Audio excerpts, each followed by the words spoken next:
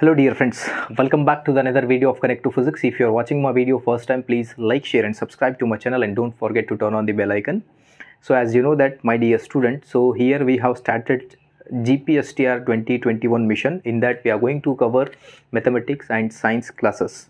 Okay, free of cost you are getting the video lecture. So it's humble request, before move on to the video, I'll request you please like the video and share as much as possible, because so many students they are not getting English medium science related videos. So share as much as possible to with your friends. Okay, so without wasting time, in today's lecture, so this is lecture number 2.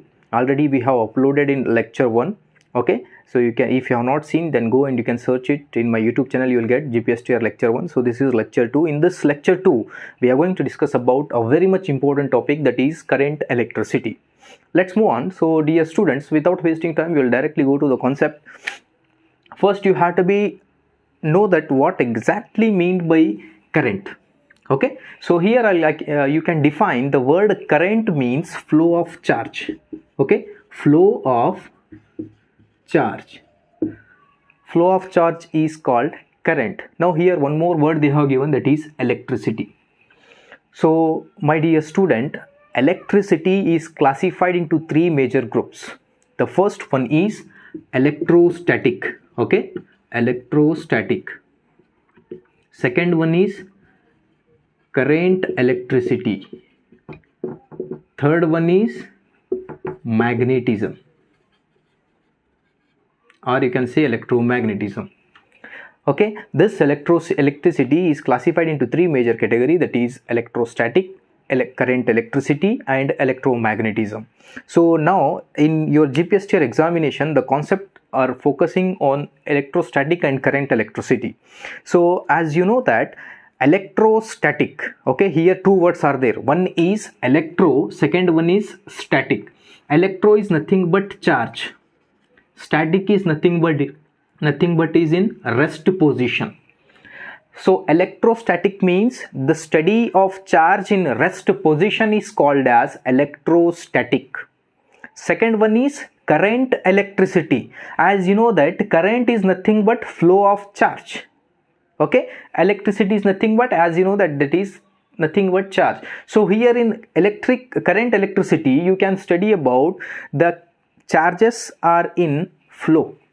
There you can see there will be a production of current.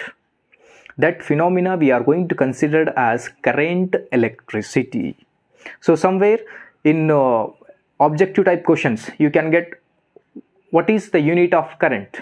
Okay, so you can say that current is measured in ampere. Okay, current is measured in ampere, voltage measures in volts. Okay, next one more important thing, resistance measure in ohms. So in the last year examination they have asked one question, define Ohms law. Okay, Ohms law is there, you have to be defined, or else there will be an equation of Ohms law, that is V equal to I by R. Okay, so that is the relation between current and voltage, with that inversely proportional to the resistance. So here you have to be remember the important concept, what is meant by current, flow of charges, unit of current is ampere, voltage unit is volts, resistance unit is ohms. This is the important basic concept about current electricity. Clear? So as you know that electricity, it's a type of energy, you can say. Okay, these are the charges which provides energy. For example, you can switch on the fan. When you're going to switch on the fan, what happen? When you're going to switch, then there will be a flow of charges. Due to that, the fan is going to rotate. When you're going to switch on, the bulb is going to shine. Okay, you can take an example of television, refrigerator, all those work on the basis of electricity only. If electricity will not there, then all the things will not work. So many things are dependent on the electricity. So this is the important thing about current electricity. Maybe you will get the question like, what do you mean by current? Then you can define current means flow of charges. That's all. Unit is ampere. Now in this current electricity, the main important concept you have, that is drift velocity. Okay, the first important thing, this is very much important one, drift velocity. Okay, so before that, define the drift velocity. What do you mean by velocity? Velocity means displacement upon time, rate of change of displacement or velocity. Okay, so displacement upon time we are going to call it as an velocity. So here they have asked that what you mean by drift velocity. So if you'll by heart the things, then you can't remember. Understand the concept first. Drift velocity means, for example, you can take this is a metal. Okay, so here I can write this is the metal we have taken. Inside this metal there will be a positive charge carriers. Why positive charge carriers are present means this metal, which is made up of matter consists number of atoms. Okay, as you know that in atom there will be a nucleus. So inside the nucleus there will be a proton and neutron. Outermost we will get the electrons. I know all of you know this concept. Okay, atom, inside that there will be a nucleus, proton and neutron. Protons are always positive charge carriers, electrons are always in negative charge carriers. Clear? Neutron, it doesn't have any charge, but there will be a mass of proton, neutron and electron. Clear? I hope you have completed, I think you have understand this concept.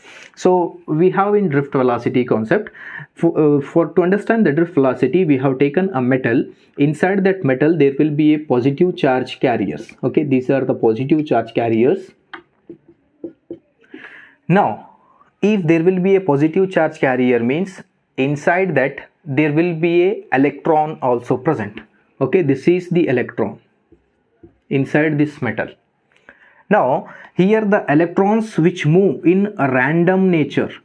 Okay, random nature means there will be a not particular direction for the electron. They can move in any direction, up and down, side by side. Okay, there will be not particular direction.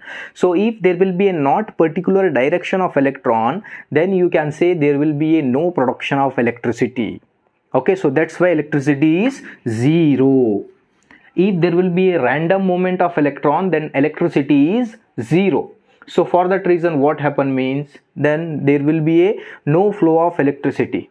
So afterwards what happen, if there will be a no flow of electricity, afterwards what happen, here I am going to connect a battery. Okay, so here I am going to connect a battery. So this one is the positive terminal and this one is the negative terminal of the battery.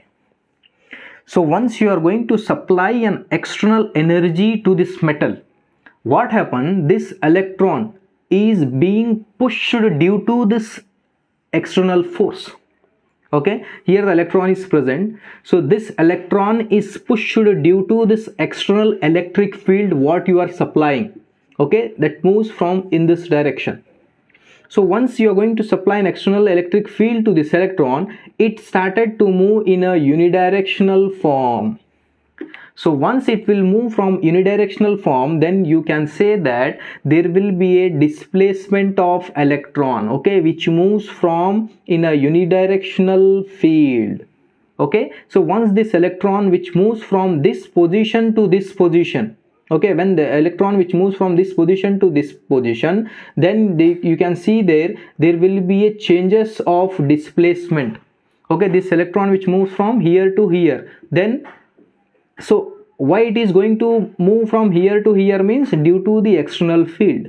So you can define drift velocity means if a electron which is pushed due to the presence of external electric field which changes its velocity, that type of velocity is called as drift velocity. Okay, drift velocity means external force when you are going to apply to the electron which changes its position from one place to another place, then there will be a unidirectional flow of electron. So that type of velocity is called as drift velocity. Okay, so I hope you have understand the concept of current, electricity and drift velocity. Clear? So like that type of descriptive and objective questions you are going to get in your answer script, so question paper. So please go through and note down all the important points. So still if you have any doubt, just make me a comment, I will answer for that. I hope these videos can help you to prepare for the GPSTR and other competitive examination. So with this I'll conclude this video. Please like, share and subscribe to our channel. Thank you dear students.